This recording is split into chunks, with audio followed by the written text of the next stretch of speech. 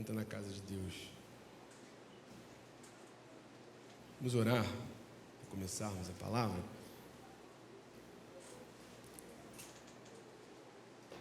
Fechar nossos olhos. Senhor Deus e Pai, obrigado pela Tua casa, Senhor. Como é bom estarmos na Tua casa.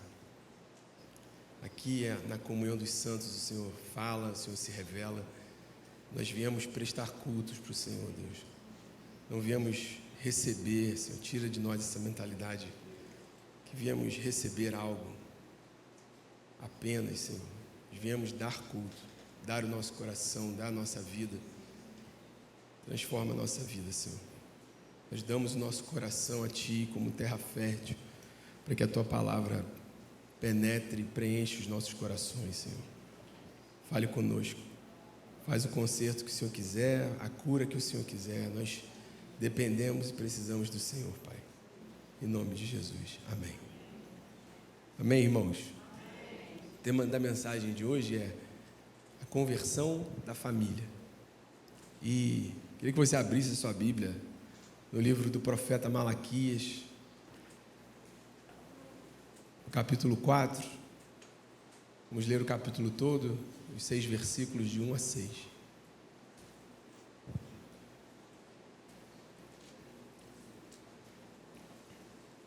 Malaquias, vocês sabem, é o último livro do Antigo Testamento. No mês passado nós também pregamos sobre Malaquias, só que foi o capítulo 3. Esse mês estamos pregando sobre o capítulo 4.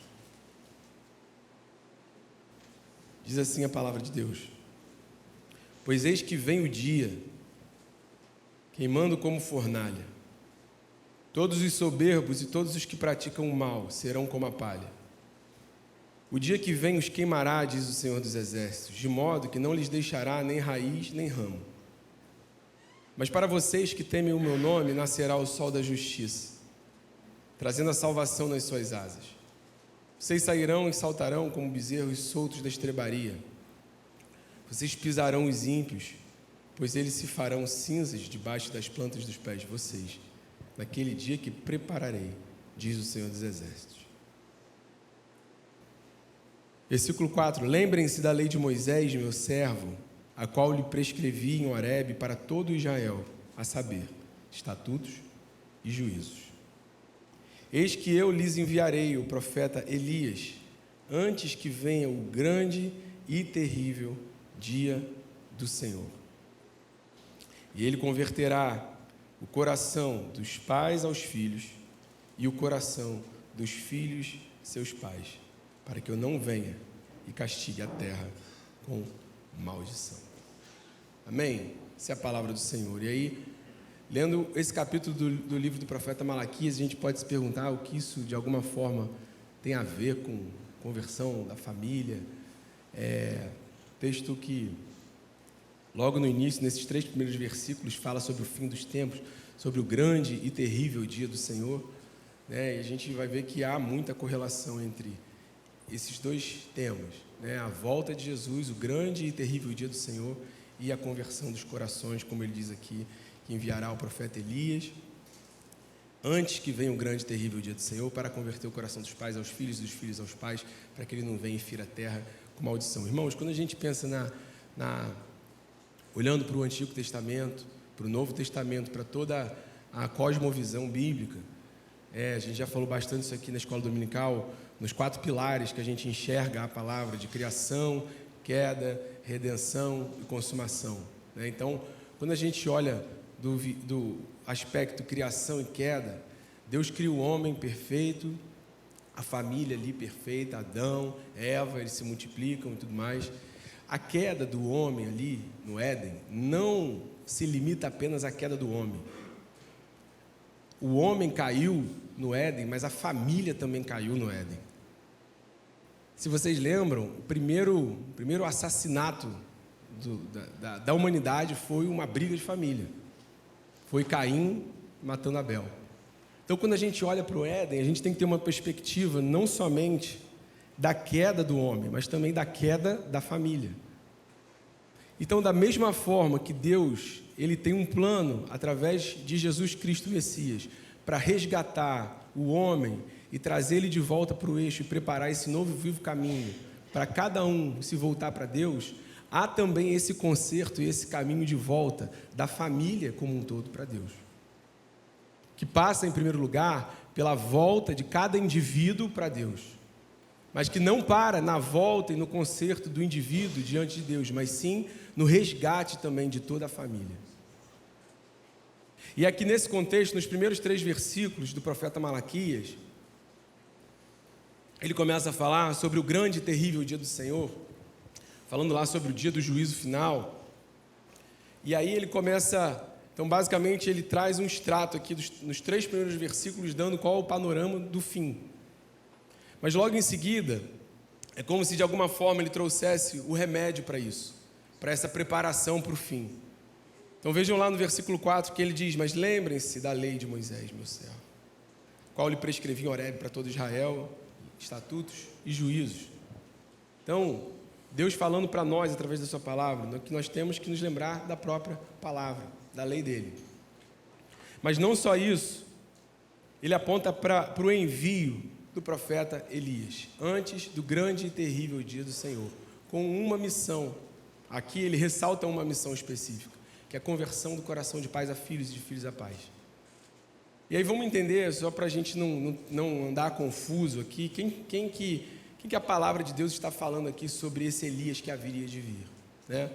Então, até pegando um gancho no que a gente tem pregado, estudado na escola dominical, a gente está diante de um texto que obviamente não é literal. Então, quando a gente lê um texto falando que Deus enviaria o profeta Elias, a gente sabe que na história, né, no ponto histórico aqui, na timeline da história, Elias já tinha vindo em carne e já tinha morrido. Então, vocês lembram lá da regrinha de interpretação, quando a interpretação literal ela for absurda, então a gente está diante de um texto que não é literal. Então, Elias já tinha vindo, Elias já tinha morrido, então não está sendo falado aqui sobre o profeta Elias em carne ser enviado novamente, né?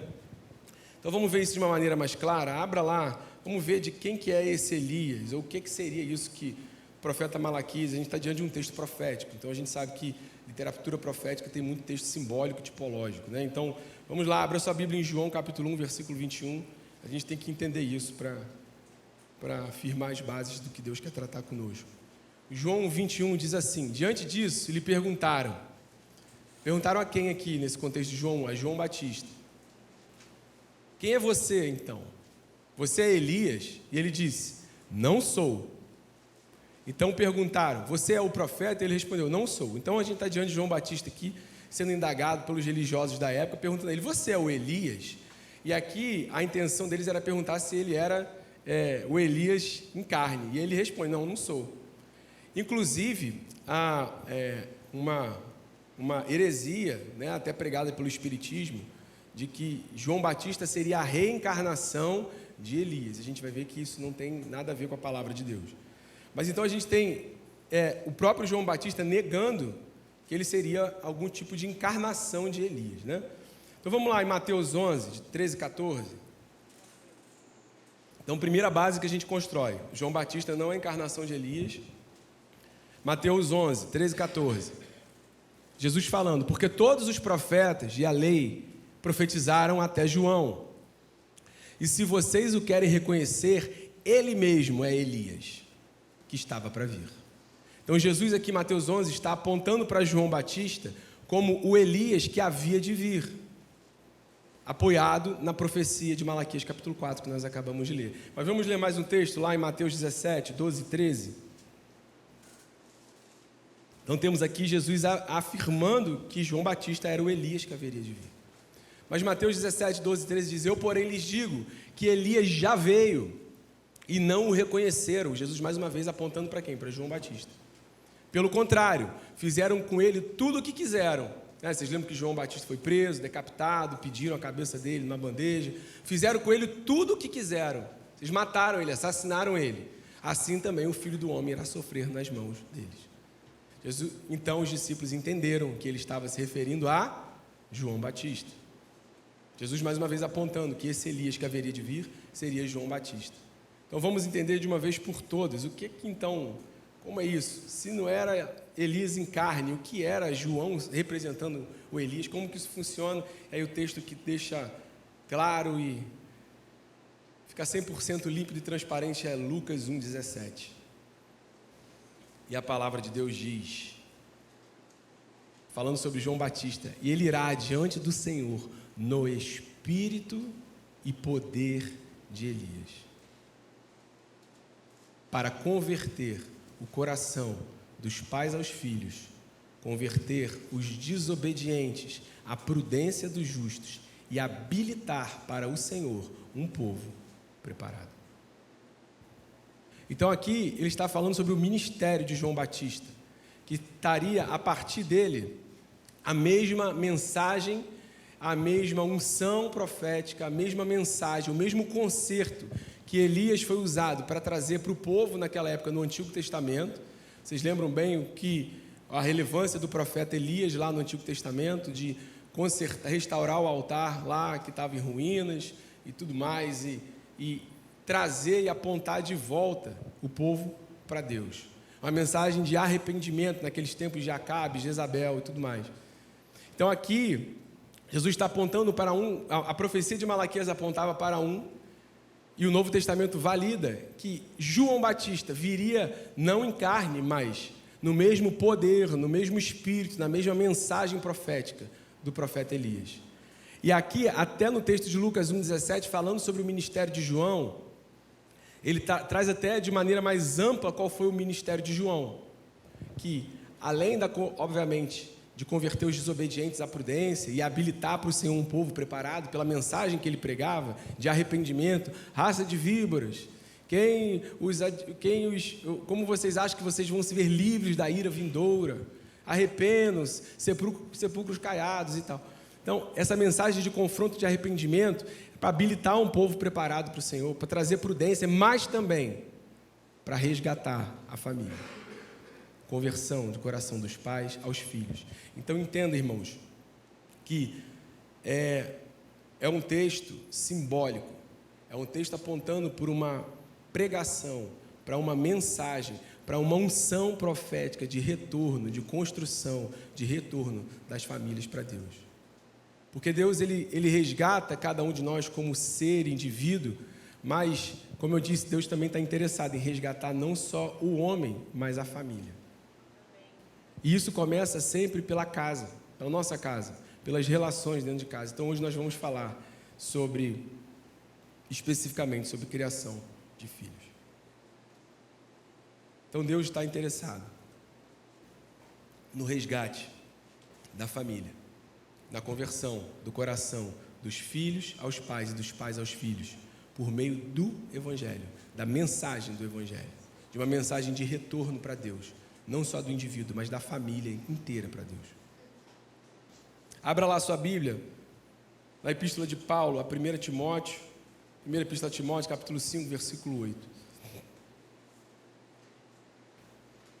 Diz assim: se alguém não tem cuidado dos seus, especialmente dos da sua própria casa, esse negou a fé, e é pior do que um descrente. Em outras versões diz, aquele que não cuida da sua família, especialmente os da sua casa, negou a fé, e é pior que um descrente.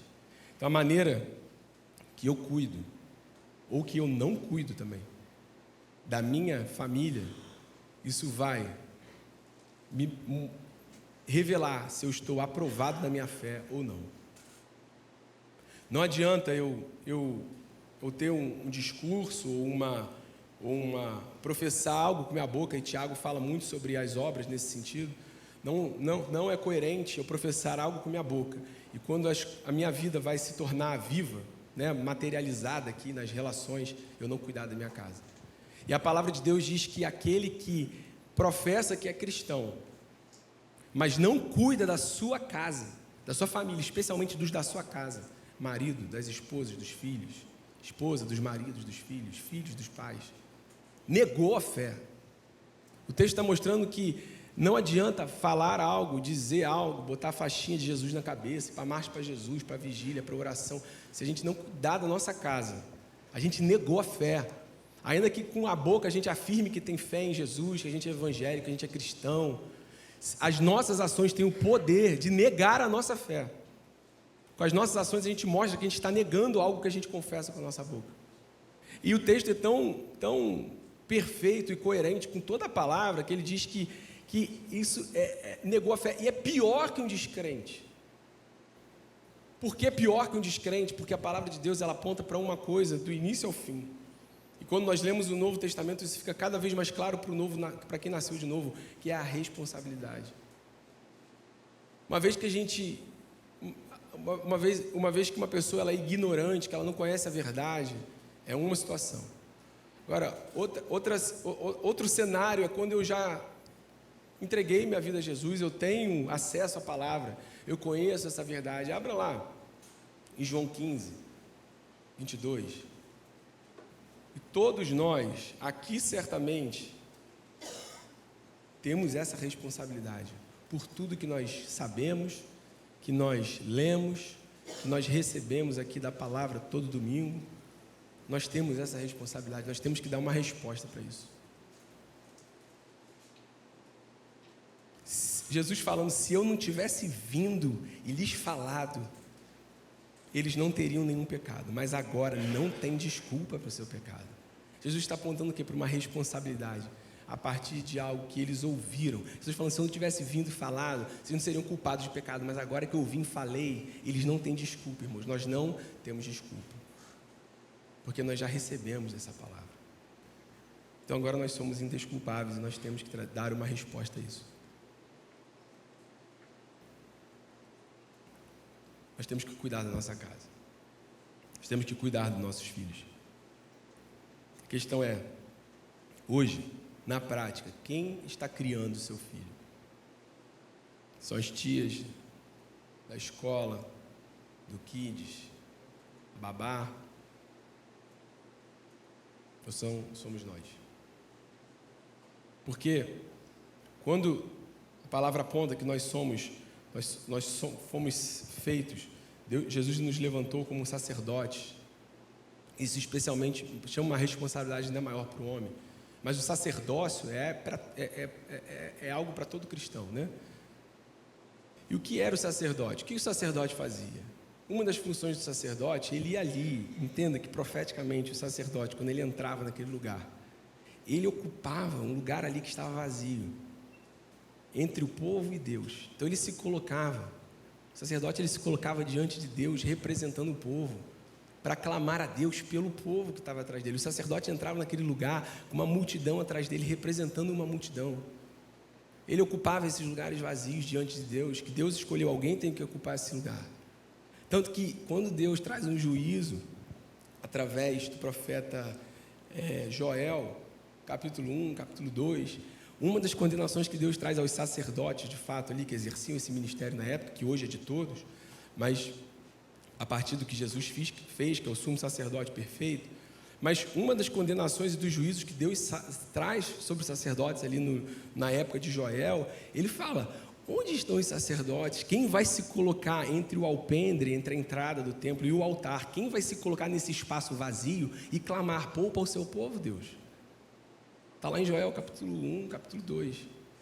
Então o sacerdote, ele ocupava esse lugar vazio. Então nós, como sacerdotes da nossa casa, nós temos que ocupar os lugares vazios. E se nós não ocuparmos esses lugares vazios, eles vão ser ocupados por outras pessoas. Eles vão ser ocupados por outras coisas. Se nós não nos envolvermos diretamente na criação dos nossos filhos, outros vão criar os nossos filhos. E olha, tem muitos elementos e pessoas que podem criar os nossos filhos hoje.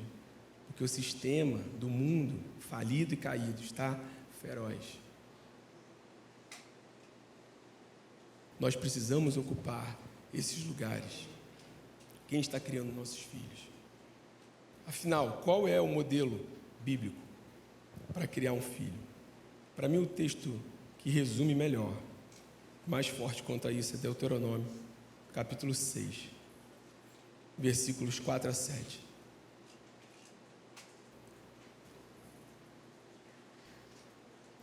Escute, Israel, o Senhor, nosso Deus, é o único Senhor.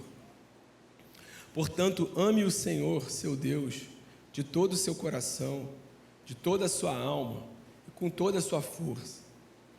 Essas palavras que eu lhe ordeno estarão no seu coração. Entenda? Estará no seu coração. Agora, olha a responsabilidade no versículo 7. Você as inculcará a seus filhos, e delas falará quando estiver sentado em sua casa, andando pelo caminho, ao deitar-se e ao levantar-se. Vocês, Deus falando para o povo, falando para nós aqui hoje, vocês, pais, mães, vocês conhecem a palavra, vocês receberam isso. Escute, ame o Senhor, seu Deus, de todo o seu coração, toda a sua alma, com toda a sua força. Essas palavras que eu lhes ordeno hoje, o que? Que palavras? Amar o Senhor com todo o seu coração, com toda a sua alma, com toda a sua força. Essas palavras que eu lhes ordeno hoje estarão no seu coração, no nosso coração. E agora cabe a nós. O Senhor diz, você, nós, eu, Tiago, você, Vivian, você, Igor, você, Isaías, você, Marcelo, você, João, você inculcará a seus filhos. Como isso vai ser feito? Porque a palavra só não joga a responsabilidade, mas ela diz como. Como? E delas falará quando estiver sentado em sua casa, andando pelo caminho, ao deitar-se, ao levantar-se. Irmãos, é no cotidiano, é uma constância, é na vida. Por isso que não existe essa delegação de que vou trazer meu filho à igreja e no Kids ele vai ouvir uma boa palavra. Não, é pelo caminho, ao sentar, ao deitar, ao levantar na mesa em todo o tempo. Essa é uma responsabilidade minha e sua, como pais e mães. Do contrário, se nós não assumirmos esses lugares, outros assumirão. As crianças estão se matando. As crianças estão tendo acesso a coisas que crianças não podem ter, nem adultos, quanto mais crianças. Por negligência dos pais. Por preguiça, muitas vezes. Por querer ficar na sua zona de conforto e de prazer. E as crianças estão ali. Porque é o mesmo padrão, irmãos. Desde a época de Moisés. Desde a época de Moisés. Desde a época de Moisés. O que Satanás quis fazer ali, através do faraó? Matar todos os meninos. Entenda, há um movimento, obviamente, contra todas as crianças, mas especialmente contra os homens. Porque o homem levantado como cabeça, o homem levantado como líder espiritual da sua casa. Lá desde a época de Moisés, Satanás se levanta atrás do faraó para matar todos os meninos. Chega na época de Jesus, a mesma coisa acontece de novo. Se levanta ali Herodes para matar de novo todos os meninos, todas as crianças. Então nós como pais, nós temos que ocupar esses lugares. E aí, meditando na palavra, pensando, meditando, perguntando ao Senhor, que exemplos de criação de filhos nós poderíamos compartilhar aqui hoje. Então eu queria que você abrisse a sua Bíblia, lá em Gênesis, no capítulo 12.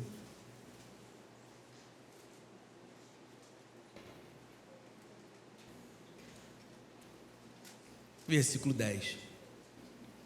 Nós vamos falar um pouquinho agora sobre Abraão e Isaac. Vamos falar sobre basicamente 2 pontos aqui. O primeiro deles sobre brechas e sobre continuidade. Gênesis 12, 10. Diz assim o texto, na época de Abraão: havia fome naquela terra. Assim, Abrão foi para o Egito para ali ficar, porque era grande a fome na terra.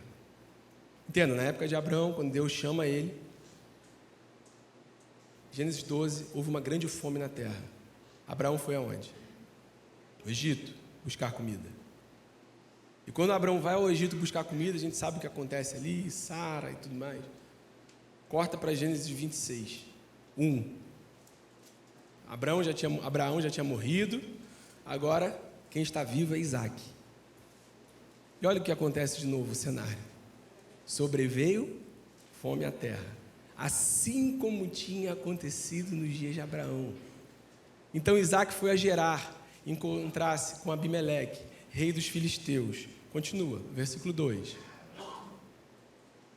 O Senhor apareceu a Isaac e lhe disse: não desça ao Egito, mas fique na terra que eu lhe indicar. Vocês conseguiram enxergar o padrão de repetição? Houve fome na terra. Abraão desceu para buscar comida no Egito.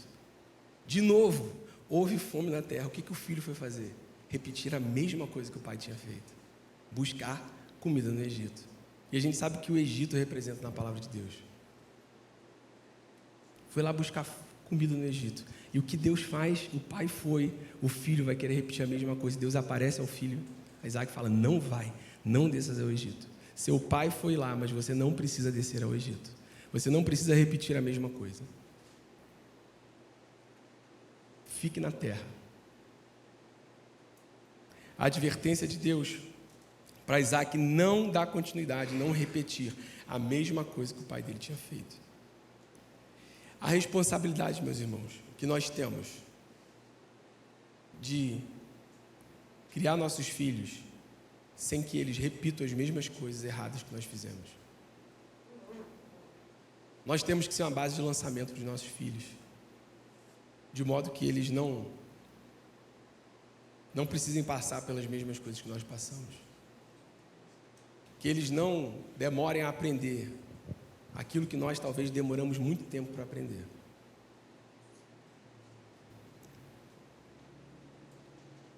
Que responsabilidade que nós temos?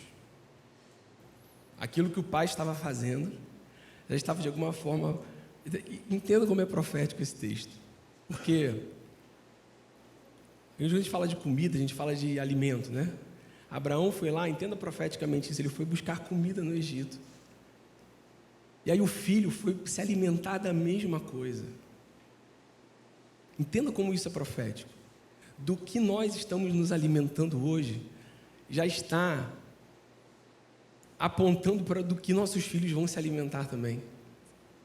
Da onde que eles vão buscar comida. Se nós estamos nos alimentando das coisas desse mundo, o que eu quero dizer, se a gente não está se alimentando da palavra de Deus, os nossos filhos tendem a irem se alimentar da mesma coisa que nós estamos nos alimentando. Buscar comida nos mesmos lugares, entenda como isso é profético. Buscar comida nos mesmos lugares que nós estamos buscando comida. Buscando prazeres nos mesmos lugares que nós estamos buscando prazeres. Buscando realizações nos mesmos lugares que nós estamos procurando realizações. Mas Deus, cheio de graça, aparece para Isaac e fala: não desças para o Egito. Seu pai foi buscar lá, mas não desças. Então, eu sei que aqui nós não estamos com as crianças, os pequenos. Então, para nós, pais, que a gente consiga ter isso em mente. Quando eu fui despertado para esse texto essa semana, caramba, onde eu tenho buscado comida? Que responsabilidade, o que isso já está apontando para onde meus filhos vão buscar comida também. Mas, agora eu quero falar sobre o segundo ponto. Sobre o legado. Continue aí em Gênesis 1:6. Sabe que Abraão foi lá, Deus, cheio de misericórdia, impede que... Era o início da relação de Abraão com Deus, né? Ele acaba de ser chamado em Gênesis 12. Ele tinha acabado de conhecer o Senhor. Nem tinha se separado de Ló ainda, que foi só em Gênesis 13. Foi logo no início. Deus, cheio de graça e misericórdia, poupa ele do que aconteceria no Egito. E Abraão, a gente sabe da trajetória. Foi um homem que construiu muitos altares. Reergueu altares para o Senhor. Quando a gente lê Gênesis ali do 12 em diante até o 22, 21, a gente vê que quantas vezes Abraão parava e erguia um altar para o Senhor. Inclusive, um altar oferecendo o seu próprio filho a Deus. Abraão foi um homem de altares. Esse era o início da caminhada dele. Ele se dirigiu para buscar comida num lugar, mas depois ele se volta em obediência. Tem uma vida de altares para o único e verdadeiro Deus, a ponto de ser chamado por Deus o pai da fé. Aquele primeiro a crer e sair, e a sua trajetória de obediência ao Senhor, um dos textos que mais pega o meu coração, quando Hebreus 11 vai falar sobre Abraão, fala que mesmo habitou na terra prometida, morando em tendas. Entenda, ele tinha direito, ele podia fazer uma grande mansão para ele, se fixar ali, mas ele habitou em tendas mesmo vagando em terra prometida. Isso mostrava já uma disposição de fé do coração de Abraão, de eu vou fazer o que Deus quiser, para onde Ele me chamar, se Ele me chamar, eu estou pronto para ir, para sair, para ficar, para ir, para voltar. Ele habitou em tendas, estava com a mochila nas costas. Mas o que é essa postura de Abraão, depois que ele conhece a Deus e caminha com Deus, e a sua obediência a Deus, o que isso gerou para os filhos dele? Vamos para Gênesis 26 de novo? Nós acabamos de ler Deus interrompendo Isaac. Não desças ao Egito, mas fique na terra. Mas tinha fome na terra. Vamos ler do 9 em diante. Então Abimeleque, do 10 em diante. Então Abimeleque disse, o que é que... Não, 11. 12.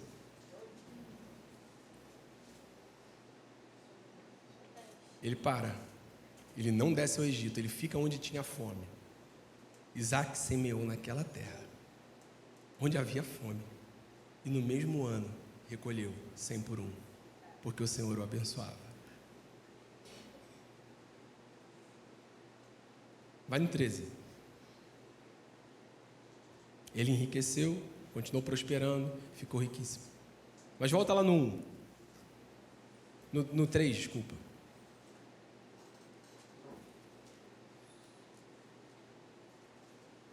Habite nela. Quando Deus para ele e fala, Isaac, não desças ao Egito, fique nessa terra, mesmo com fome, habite nela e serei com você e o abençoarei, porque a você e a sua descendência darei todas essas terras e confirmarei o juramento que fiz a Abraão, seu pai.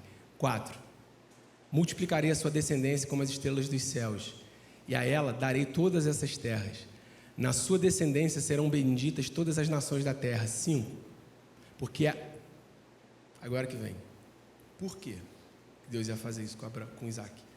Porque Abraão obedeceu a minha palavra e guardou os meus mandamentos, os meus preceitos, os meus estatutos e as minhas leis. Isaac, não desças ao Egito para buscar comida. Seu pai errou lá atrás, era no início do relacionamento comigo. Eu fiz uma obra nele. Seu pai cresceu a ponto de ser em mim, a ponto de ser chamado o pai da fé.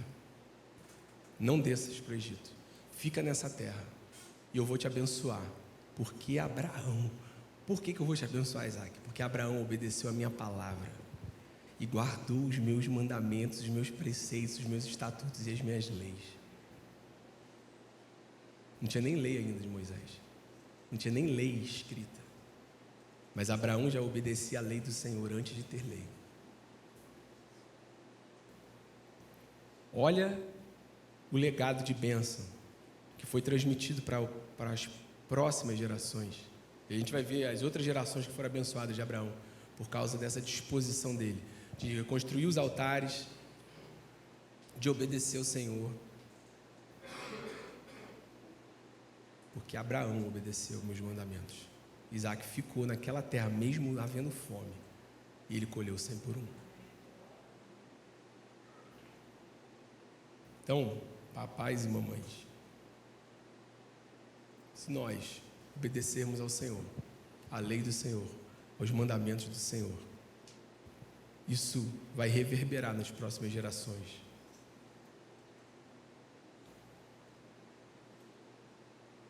Agora abra lá em Hebreus capítulo 7.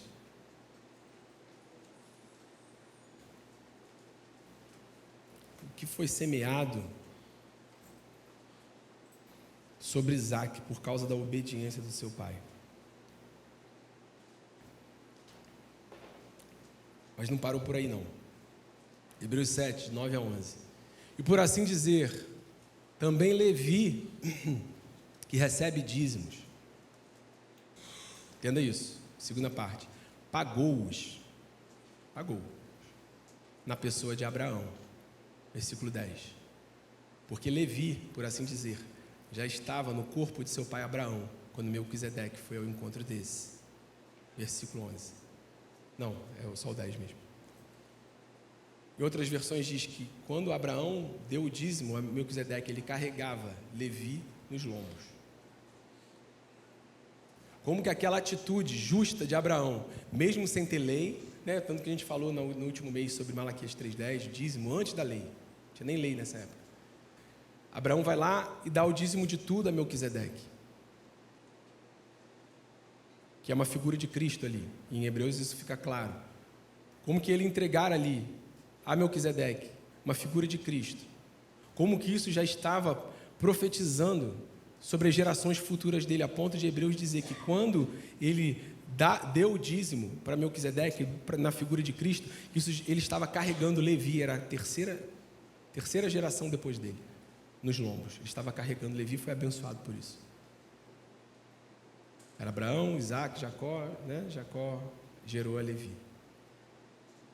Como que a nossa obediência, como que a nossa conduta e a nossa caminhada com Deus, isso aponta bênçãos sobre as nossas gerações futuras. A gente devia se alegrar, porque é uma promessa maravilhosa de como Deus age. Queria, sem mais delongas, que você fechasse os seus olhos aí no seu lugar.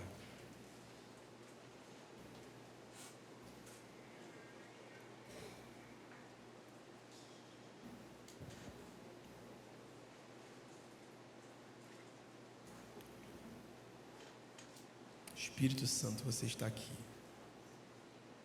Nós cremos que você é o Deus vivo, Espírito Santo. Cremos que só você convence os corações. Você é o único que pode convencer dos nossos maus caminhos, que nós precisamos mudar, deixar. Entenda, irmãos, como nós temos uma responsabilidade sobre a nossa casa. Aquele que não cuida da sua família, especialmente da sua própria casa, negou a fé. E é pior que um descrente. Pior, porque somos responsáveis pelo que ouvimos, pelo que recebemos.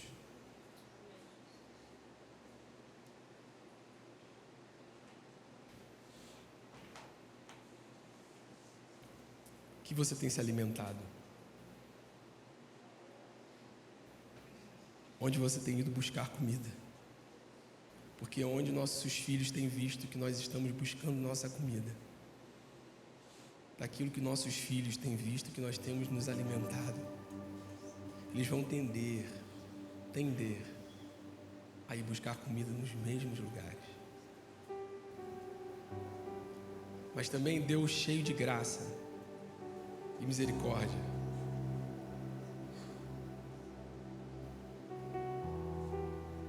Nós andamos retos com o Senhor, tementes a Deus, amando ao Senhor nos seus caminhos. Isso também já traz bênçãos sobre as nossas próximas gerações.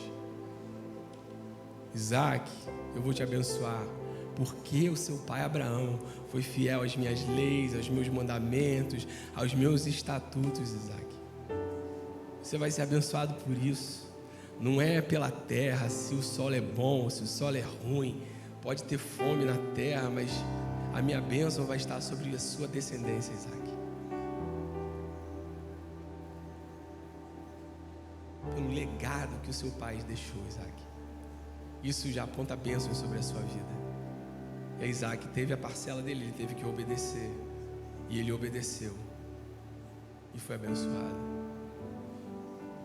Levi, a quarta geração lá. Estava lá figuradamente. Nossos atos de justiça, irmãos, são como trapos de imundície. Não tem nada que a gente possa fazer para ser aceito pelo Senhor. Mas também por outro lado, aquilo que nós praticamos, que agrada ao Senhor, isso também já está profetizando sobre as próximas gerações, de modo que Levi já estava ali pagando, o pai estava fazendo aquilo, mas isso já estava apontando para ele. Como que isso atrai bênçãos? Então, nesse momento, deixa o Espírito Santo te tocar, comece a orar ao Senhor. Vou tirar um tempo de oração aqui, a pregação era curta mesmo, era essa a intenção, para nós tirarmos esse tempo de olhar para dentro, fala conosco, Senhor, fala, Espírito Santo, que lugares vazios nós temos deixado, Senhor.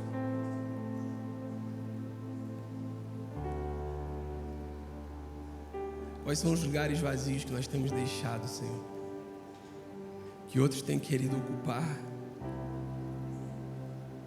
que outros estão ocupando, porque nós estamos deixando vazio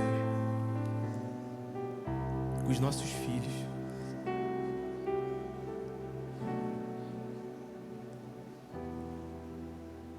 Por vezes estamos deixando esses lugares vazios, Senhor.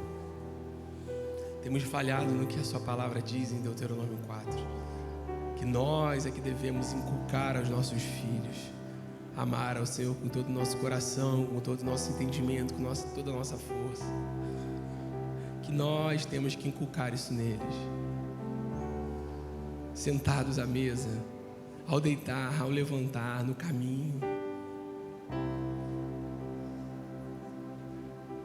Falhamos nisso, Senhor. Falhamos nisso porque somos egoístas. Falhamos nisso porque preferimos, às vezes, algumas comodidades. Porque preferimos, Senhor,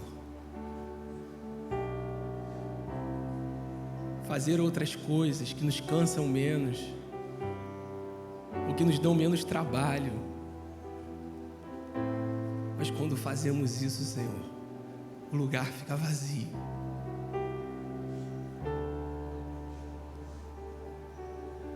E outros tentam ocupar esse lugar, Senhor. Venha com uma contrição sobre os nossos corações, Senhor, nessa manhã. Perdoa os nossos corações aqui. Perdoa cada pai, Senhor, cada mãe, Jesus, que está aqui orando, que está aqui se arrependendo diante de Ti. Cada pai, cada mãe que está vendo como um filme passar diante de si. Não se assuste, irmão. O Senhor é o que faz a ferida. Mas o mesmo Deus que faz a ferida, segundo o profeta Oséias, é o mesmo que ligará essa ferida. Ele não nos fere para nos deixar feridos. Ele nos fere para nos curar, para cicatrizar, para nós sermos mais fortes diante dele, para nossos caminhos serem aplainados, Senhor. Não se assuste com esse filme que está passando, não se assuste com a ferida que está sendo aberta, porque Ele, o Senhor, fere, mas Ele é o Senhor e o único Senhor que dá as condições para essa ferida ser fechada. Ele é o único que nos habilita a sermos pais, a sermos mães, maridos, esposas, filhos. Ele é o único que nos habilita a isso, porque no nosso egoísmo, Senhor, nós não conseguimos obedecer aos pais. No nosso egoísmo, Senhor, nós não conseguimos ser bons pais, boas mães, bons maridos, boas mulheres, mas nós dependemos do Senhor. Mas perdoa os nossos corações nessa manhã. Nos chame, nos acorde a essa responsabilidade. Se você está aqui com seu filho está aqui, você quiser se juntar com ele. Você, filho que está aqui com seu pai, você quiser se juntar com seu pai, com sua mãe. Vamos estender esse momento de oração, nós ainda temos tempo. Se você quiser procurar seus pais, se você, pais, quiserem procurar seus filhos para orarem juntos, eventualmente para pedir perdão por alguma coisa, antes do grande e terrível dia do Senhor, eu enviarei o profeta Elias. Essa mensagem de conserto, essa mensagem de contrição, e esse evangelho que o Senhor envia antes do fim, ele salva o homem, ele salva a alma do inferno, mas ele também resgata a família, ele também conserta as relações dentro de casa, ele também traz conversão, retorno dos pais aos filhos, dos filhos aos pais.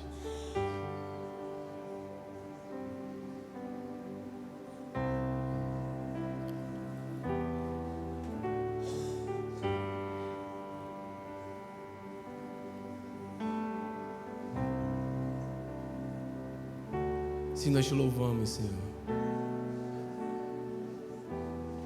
Se nós te louvamos, Senhor.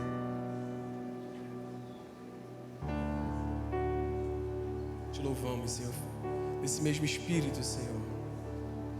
Continue orando, irmãos.